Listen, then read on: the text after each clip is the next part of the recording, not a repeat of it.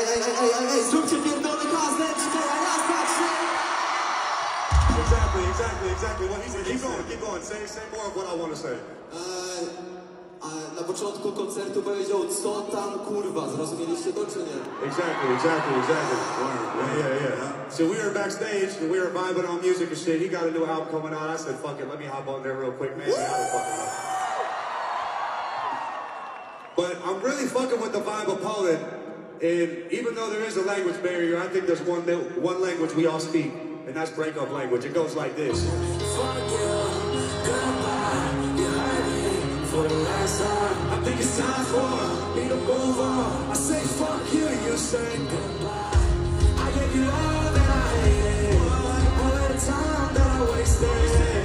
Fuck you, goodbye, you hurt me for the last time. Wait, that was a lie, because I cannot erase you like eternal sunshine, and it's fine. But in the eyes lately, I've been on a cocaine diet. I've been trying to feed my mind.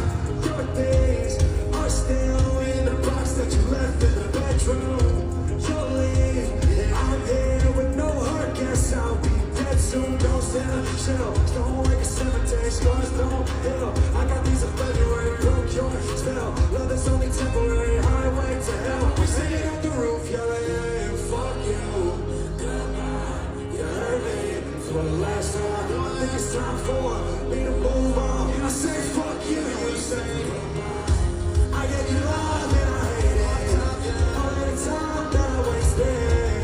Fuck you, goodbye. You hurt me for the last time. Okay, my boy, man. Fucking appreciate you, dog. I need to tell one more. Zanim zejdę, chciałem, żebyśmy zrobili naprawdę ogromny hałas do tego skurwysyna na 3, na 3 jest Posłuchajcie, to jest mój idol.